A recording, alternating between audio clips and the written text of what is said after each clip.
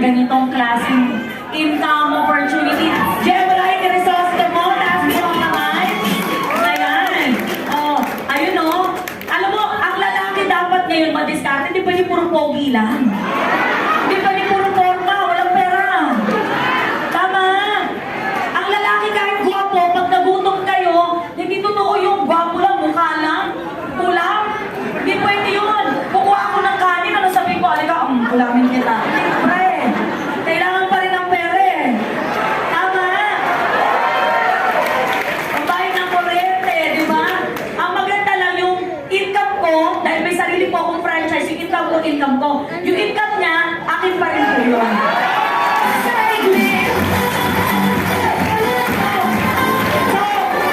Alam niyo na yung mga mag-asawa dyan, ha?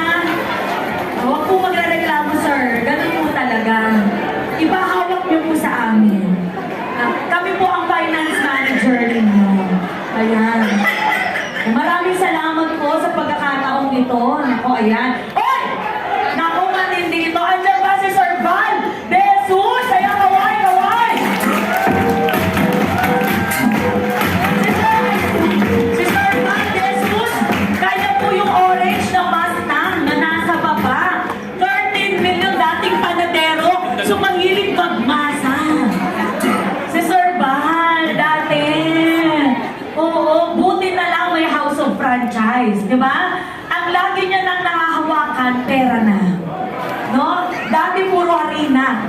No? Ito maganda. Pakita po natin. Ayan, ang lupet, no? Iba, no? Nakakabata pala talaga ang house of franchise natin, ano? Grabe. Mr. Lester Cruz, 13.2 million. Dati nagtatrabaho sa mall. Oo. Ay! Ito! Jebran!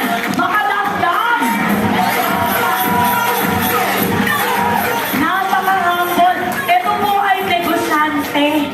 Sa totoo lang po, iba ang linya niya. Ang pagdinegosyo niya ay iba, traditional. Pero makikita mo yung humility po niya na gawin yung negosyo na to kahit hindi niya linya. Palakpakan naman natin. 53.7 million. Relo pala, 11.9 million na. Talaga namang malupit. Oh, Mr. Tots Damasco, nandiyan ba? Mr. Tots, computer engineer, 36.9 million. Talaga naman. We have Genesis Domingo, 6.5 million. Wow! Ang sarap ano? Kaya niya talaga, wow, kaya niya talaga mag-provide para sa pamilya. Napakagandang babae, Miss Aleza May Landicio! Ang babae, dapat talaga kumikita na rin ng malaki. Diba? Iba eh, oh? Kaya nakakaya pag, let's say, babae ka, tapos, diba, aasa ka lang. Hindi. Ito na yung panahon din, may sarili na rin income ang mga babae. Oh! Diba? Talaga naman, oh. Diba?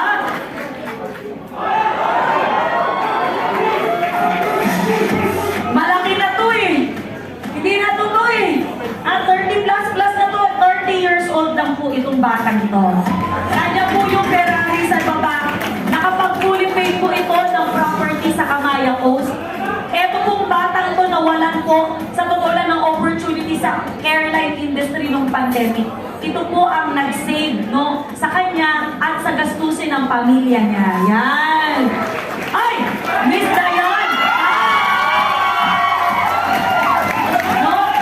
Ito, real estate agent, no? Sa totoo lang, isa sa naapektuhan ng pandemic ay real estate in a way na totoo lang tahimik lahat nung panahon ng lockdown eh, di ba? Pero makikita mo si Dayan, at her age, no? Biro, 57.4 million. Mga babae na diskarte. Ay!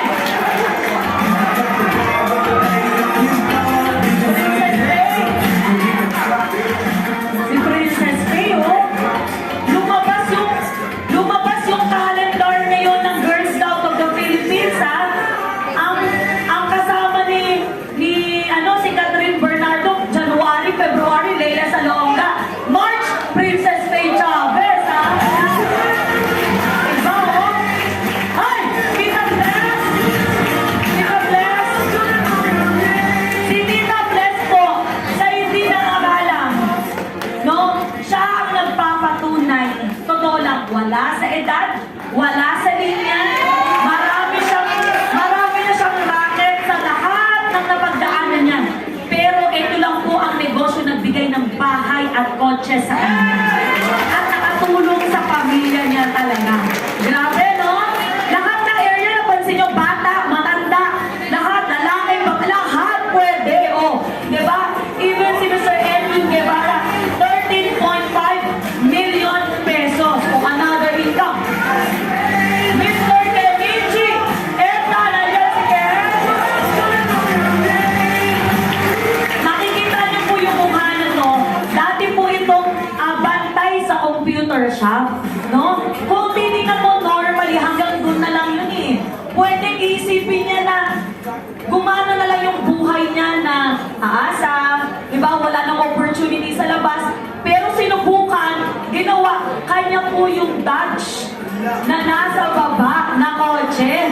Yung para kay Vin Diesel, 54.9 million pesos. Kenichi and the Mr. Bong Plata, 11.1 million pesos. Hindi biro eh. Diba? Lalo na kung may asawa ka, may anak ka, malaking income po ito.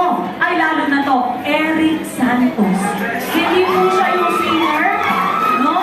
Dating sa bungero, pero nagtino sa negosyo, 42.3 million pesos. Congratulations po. Ay, ang ganda ng bahay. Oh, nakakabuhay, nakakabata. Congratulations. Palakpakan yung sa...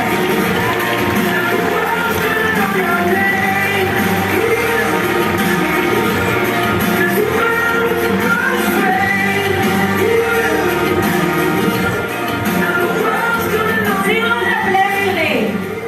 Na-bless today. At nakita niya na somehow, ang ganda pala ng pasok ng 2023. Ask me why? Kasi nung December, isa sa prayer mo yan. May magbago ngayong taon, may madagdag ngayong taon, may mangyari ngayong taon, at kumita ka ng mas malaki ngayong taon. At buti na lang, may house of franchise. Tama ba?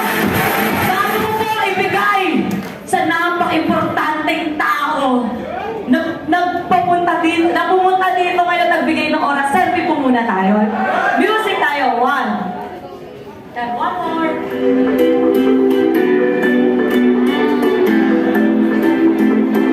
Eto na! Alam mo! Kung ako pinakinggan, kung ako pinalakpakan, isa lang sasabihin ko, sobrang blessing itong oras na to. Ask me why? May tao tayong kasama ngayon na pinag-aagawan ng oras na sa labas, pinipilahan ng oras na sa labas, and I believe itong taong to, ito po ang magbabalidate sa kumpanyang pinasok mo na talagang hindi mo gagawin mag-isa. Hindi na para patagalin, I will call again the Director Jeff to call our very important person. Thank you so much. My name is Ann Pacho. God bless you. Thank you so much, Miss Ann Pacho. Palakpakan naman natin si Ma'am Ann Pacho. Grabe! Were you blessed? Were you excited? Grabe, di ba? Parang grabe. Ako mismo, kinikilabutan. Sobrang talagang laking tulong ng House of Franchise natin. Especially mga franchise business opportunity. Again, bago ko tawagin itong super important na tao na to na naging dahilan, instrumento para marami pong buhay ang mabago sa pamamagitan ng ating franchise business. Again, palakpakan nga natin ang pinakamalakas si Miss Ann Pacho! Wow! Grabe! Now, are you ready? Sabihin mo sa tabi mo, eto na! Sabihin mo sa tabi mo, nandito na siya! Ladies and gentlemen, let's watch this video!